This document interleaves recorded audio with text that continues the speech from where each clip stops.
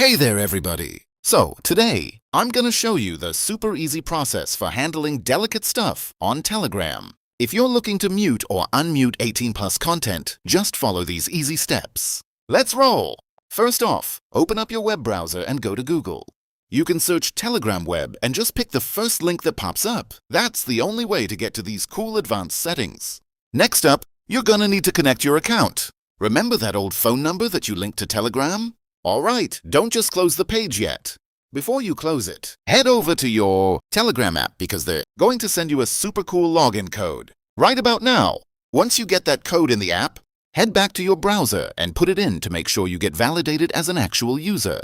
Once you're done with that, go back to the Telegram web interface and find that settings menu.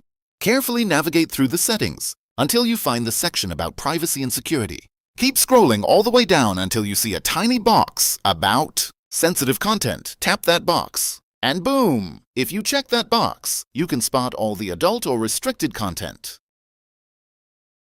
If you hit it, it gets hidden. That's all. Thanks for checking out the video and catch you in the next one.